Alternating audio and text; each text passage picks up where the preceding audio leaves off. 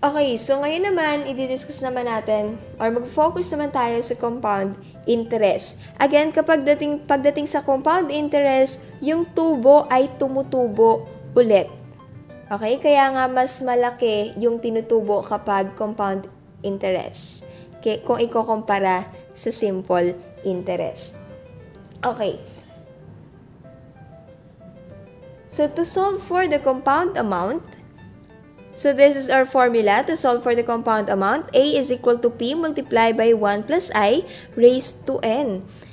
This A is the future value. This A is the compound amount or also known as the future value or the maturity value. This P is the principal or ito yung kung magkano yung original na pera mo. And this I, this is the interest rate per period and makukuha natin yung value ni I kapag or using this R divided by M or R over M, where R is the annual interest rate and this M is the number of compounding periods per year raised to N, and this N is makukuha natin by multiplying M by T. So this M is the number of compounding periods per year and this T is the time. Okay? So for example, Mike deposited 100,000 pesos in an account paying 5% interest compounded annually. How much money will Mike have after 5 years? So the formula is, okay, so yung given natin. So the value of our P, okay, so ang P natin is 100,000. Okay, so the value of R, ang rate natin is 5%. Okay. So ano yung T? Ang T natin is 5. So that is 5 years. Okay. So ano yung kailangan natin? To solve for the compound amount or the maturity value or the future value, kailangan natin ng P, kailangan natin ng I. Okay, so wala tayong I dito. So paano natin makukuha yung I? Kailangan natin ng R over M. Okay, so ano yung value ng M? So we have that compounded annually. Okay, so when we say compounded annually, the number of compounding periods per year is 1. Okay, so the value of our M is 1. Again, kapag meron kayo nakita dyang compounded annually, ang value ng M natin ay 1. Okay, so ngayon makukuha na natin ang I. Ano na yung I natin? To solve for I, R divided by M. So, this 5% or 0.05 divided by 1 is 0.05 pa rin po ang I natin. Okay, so next, kailangan natin ng N. Paano natin makukuha yung N? Just multiply M by T. So, the value of our M is 1 and the value of our T is 5. So, now, our N is equal to 5. So, ito na yung mga given na kailangan natin to solve for the compound amount or the maturity value. So, now, we can now substitute the value or the given. So, substitute na po tayo. A is equal to 100,000, which is the value of your P. Then, multiply by 1 plus, ano yung nakuha nating I? 0.05. Then, ano yung N natin? We have 5. So, input na natin sa calcu. Again, 100,000, which is your principal, and multiply by 1, plus the value of your I is 0.05. So, bakit po? 0.05 divided by 1 is 0.05. And raised to the value of your N, again, to find the M, just multiply M by T. So, M, which is 1, then multiply by T, which is 5. So, 1 times 5 is 5. So, magkano na yung magiging pera niya after 5 years. So, 100,000 multiply by 1 plus 0.05. Okay, so parenthesis, mag-input tayo ng parenthesis. Then, raised to, our exponent is 5. So, that is equal to 127,628.16. So, ibig sabihin po, after 5 years, the compound amount or the future value is 127,628.16. Or, therefore,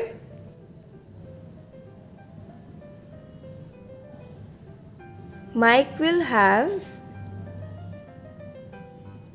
127,628.16 after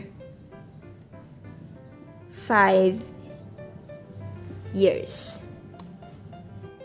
Okay, so again, the formula in solving a future value or compound amount, so we have A is equal to P multiplied by 1 plus I raised to N.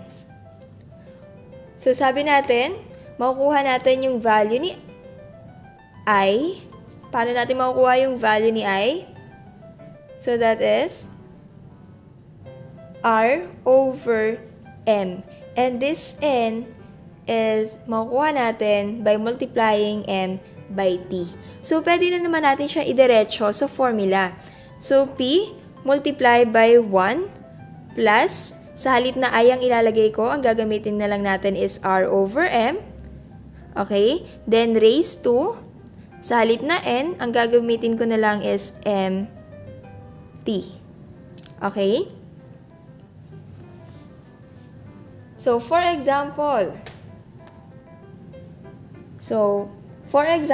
find the amount of interest earned from a deposit of 80,000 pesos for 3 years at 4.25% compounded quarterly. Again, find the amount of interest earned from a deposit of 80,000 pesos for 3 years at 4.25% compounded quarterly.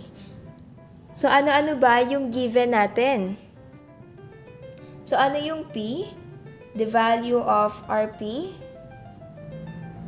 Okay, so ang P natin is 80,000. So, 80,000 pesos. The value of R. So, ang R natin is 4.25% or 0.0425. Okay?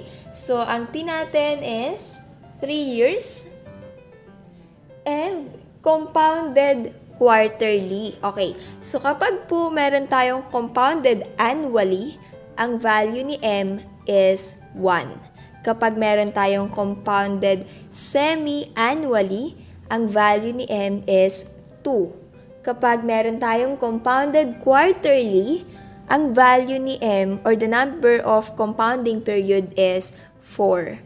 And kapag meron naman tayong compounded monthly, ang value ni M is 12. Okay, so since ang nasa given natin is compounded quarterly, therefore the value of RM is 4. Okay, so just substitute the value dito sa formula natin. Ito na yung gagamitin ko. So, A is equal to 80,000. So, the value of our P is 80,000. Then, multiply by 1 plus R natin is 0.0425 over the value of RM is 4. Then, raised to the value of RM, which is 4, then multiply by the value of RT, which is 3. Okay, so that is equal to 80,000. Okay, so multiply by 1 plus, so 0.0425 divided by 4 is equal to 0.010625.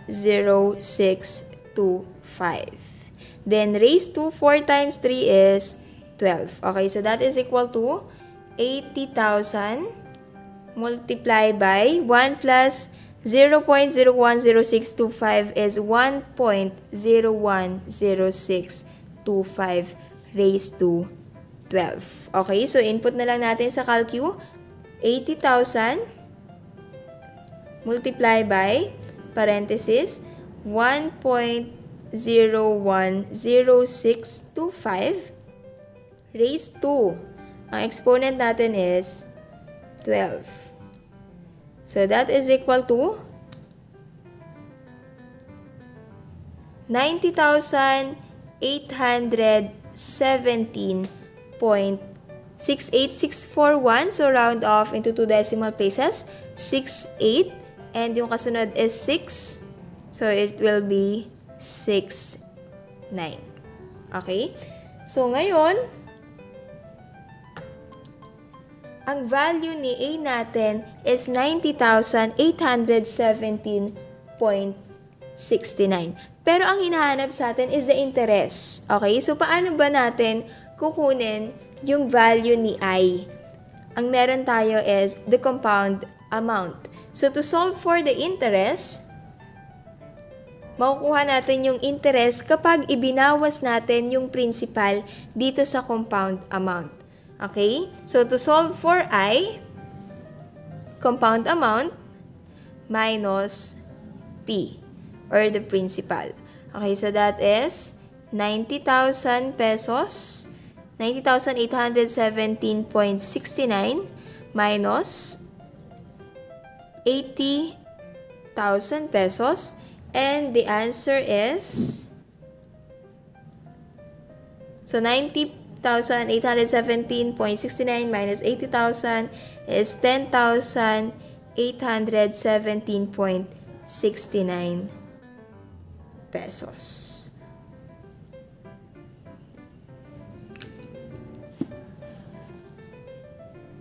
Okay, therefore, the interest earned after 3 years is 10,817.69 pesos. Okay, so ngayon naman, focus tayo sa pagkuha ng compound interest rate. Paano naman kapag ang nawawala is yung compound interest rate? So for example, suppose Samuel invested 90,000 pesos in a savings account that paid quarterly interest. After 6 years, the money had accumulated to 134,482.01 pesos. So what was the annual interest rate? Okay? So, ano yung given natin? So, meron tayo ditong, yung value ng P natin is 90,000 pesos. Ito yung ininvest niya. Ito yung original na pera niya. And, meron tayo ditong 6 years. And that 6 years is the value of your T. And nabanggit din dito, that is paid quarterly interest. Okay? That paid quarterly interest. So, ibig sabihin, pagdating sa compounding period, the value of your M is 4. So, bakit po meron tayong quarterly?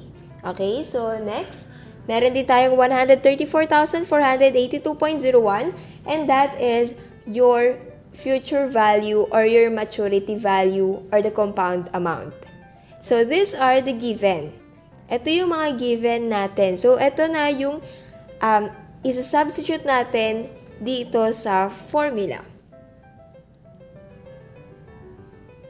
Okay? So, meron tayong value ni A. Ang A natin is 134,482.01. And that is equal to, ang value ni P natin is 90,000. Then multiply by 1 plus R. Okay, so yung R, ito yung hinahanap natin. So R over, ang M natin is 4. And raised to, M natin is 4. Then, ang T natin is Okay? And next, 134,482.01 is equal to 90,000 1 plus r over 4, and 4 multiplied by 6 is 24. Okay, so next, r lang yung kailangan natin. Yung rate lang yung kailangan natin. So, ibig sabihin, kailangan nating tanggalin kung ano man yung mga kasama ni r. So, start tayo dito kay 90,000. Okay? So, ito yung una nating dapat tanggalin. So, paano natin matatanggal si 90,000? Just divide both sides by 90,000. Okay, so again, divide both sides by 90,000. 134,482.01 divided by 90,000 is equal to 1.494244556. So, ilalagay natin lahat ng yan. Okay? So, bakit po? Habang nagtatanggal ka kasi na nagtatanggal or nag-round off ka, habang nasa process pa lang, possible na maging mali ang final answer mo. Okay? Again, kapag nasa process ka pa lang, hindi ka pa pwedeng mag-round off. So, copy lahat. That is 1.494244556 is equal to, so cancel, ano na lang ang natira? 1 plus r over 4 raised to 24. Okay, ngayon, ano naman yung sunod nating tatanggalin? Si 1, hindi pa natin siya pwedeng tanggalin. Bakit? Meron tayong exponent na 24. Si 4, hindi pa rin natin siya pwedeng tanggalin. Bakit po? Kasi meron pa po tayong exponent na 24. So, ibig sabihin, ang tatanggalin natin is yung exponent. And how can we eliminate that exponent? Okay? So, kung meron akong 3 raised to 1 over 4, para ma-eliminate ko yung exponent na 1/4, i-erase ko lang siya by the reciprocal of the exponent. Okay? So, bakit? Para ma-cancel yung exponent. Okay po? So, ibig sabihin, kung meron akong 3 raised to 4, para ma-eliminate ko yung exponent na 4, i-erase ko lang siya by 1 over 4. So, bakit? Para ma-cancel yung exponent. So, ganun din dito. To eliminate this 24 na exponent, erase lang natin both sides by 1 over 24. So, erase lang natin by 1 over 24. Okay? And that is 1.494244556 raised to 1 over 24 is equal to, so cancel na. Ano na lang ang natira? So, 1 plus r over 4. Okay, so next. Kukunin natin ang 24th root netong base na to. Okay, so bakit po 24th root? Kasi po, kapag meron tayong exponent na fraction, ang numerator ang magsisilbing exponent ng base and yung denominator yung magsisilbing index sa radical. Okay, so 1 over 24, that is 24th root. So, pero kung ang calcu nyo is ganito lang, okay, so ganito yung function ng calcu nyo, idediretso na natin na ang exponent ay fraction. So, 1.49, input lahat, 494244556 and raised to, okay, so raised to 1 over 24. So that is equal to 1.01687.5. Okay? So, pero kung ang calcu nyo ay may function na ganito, So, may mas maraming function. Okay, so kapag nakaganyan, yung calculus nyo is may ganyan, ilagay nyo lang 24th root. So, 24th root of this number, 1.4942. Okay? And same lang po ang magiging sagot natin. Okay, so again, 1 over 24, that is 24th root. So, that is equal to 1 plus r over 4. Okay, so again, r lang yung kailangan. Ano sunod na tatanggalin? Tanggalin natin si 1. So, lipat natin sa kabila. So, from positive, it will become 1.016875. From positive, it will become negative or minus 1. So, that is equal to r over 4. And this is 0.01685. So, 1.016875 minus 1 is 0.01685 is equal to r over 4.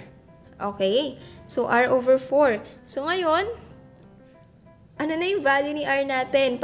Ano na yung sunod nating tatanggalin? Tatanggalin natin si 4. And how can we eliminate this 4? Multiply both sides by 4. Okay? Multiply natin by 4. So, ngayon, ang r natin is so 0.01685 multiply by 4 is 0.0675. So, 0.0675 and that is r. Okay? So, convert this into percent. Okay? So, convert this into percent. Multiply by 100. So, ngayon, ang value ni r natin is 6.75%.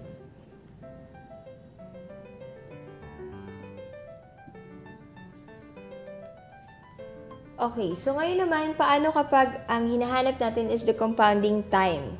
Okay, so given this formula, so for example, how long will it take for 65,000 pesos to accrue to 82,451.28 pesos if it will be invested in a savings account that pays 8.25% interest compounded annually? Okay? So, what are the given? So, the value of our P, ang P natin is 65,000 pesos. So, 65,000. What is the value of R? Ang R natin is 8.25% or 0.0825. Okay, so next, we have this compound amount or the maturity value or the future value A is equal to 82,451.28. So next, what is the value of our M? Ano yung value ng M natin? So sabi dito, compounded annually. Again, kapag compounded annually, the value of our M is 1. Okay, now, substitute lang natin sa ating formula. We have A is equal to P multiplied by 1 plus R over M raised to M T. So, ang value ng A natin is 82,451.28 is equal to, ang P natin is 65,000. Then, multiply by 1 plus R natin is 0.0825 over M natin is 1 and raised to M which is 1, then ang T natin, yun yung hinahanap natin. Okay, so next. So we have 82,451.28 is equal to 65,000. Then multiply by 1 plus 0.0825 divided by 1 is 0.0825. Then 1 multiplied by t is t. Okay? And that is 82,451.28 is equal to 65,000. And 1 plus 0.0825 is 1.0825 raised to t. Again, t lang yung kailangan natin. So, ibig sabihin, we need to eliminate lahat ng kasama ni t. So, start tayo dito kay 65,000 pesos. So, bakit? Hindi naman tayo pwedeng mag-cancel ng 1.0825. Why? Because we have exponent. So, ang tatanggalin natin is 65,000. So, how can we eliminate this 65,000? Divide both sides by 65,000. Okay, again, divide both sides by 65,000. So, cancel. So, 82,451.28 divided by 65,000 is equal to 1.268481,231. Okay? Again, 82,451.28 divided by 65,000 is equal to 1.268481,231 is equal to 1.0825 raised to t. Okay, so ngayon, paano natin kukunin yung value ni t? So, paano natin kukuhanin ang value ni t? So, to solve for the value of t, meron tayong magkaibang base. Okay? So, i-apply natin kung paano ba tayo nagsosolve ng exponential equation. This is an exponential equation. So, this is an exponential equation. So, ibig sabihin, i-apply natin kung paano ba tayo nagsosolve ng exponential equation. So, first, you need to make the base equal. But then, this is impossible na magkakaroon sila ng same base. So, kapag ang base natin ay hindi magkatulad, this is the time na kailangan mong kuhanin ang logarithm ng bawat isang side. Okay? Again, ang base ko dito ay 1.268481,231 at ang base ko dito ay 1.0825. So, obviously, hindi sila magkatulad. Hindi magkatulad ang base natin. And that is the time na kailangan nating kunin ang logarithm ng both sides. Logarithm of both sides. Okay? Logarithm of 1.268481,231 is equal to logarithm of 1.0825 raised to t. Okay. So, in logarithm, meron tayong rule na kapag meron tayong logarithm of m raised to n, so that is equal to n, yung exponent, bababa ko. So, n multiplied by the logarithm of m. Okay, so again, kung meron tayong logarithm of m raised to n, yung exponent ibababa, then logarithm of m. So, ganito po iyon.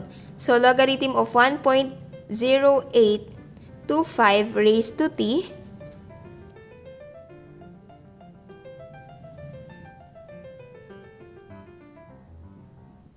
so, ibababa sa exponent and copy logarithm of 1.0825.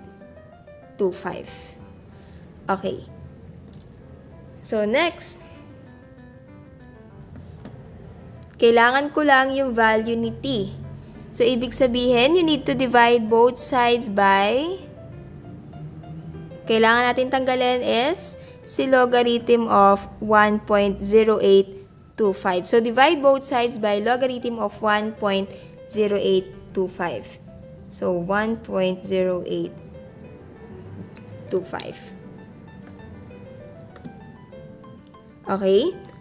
So, logarithm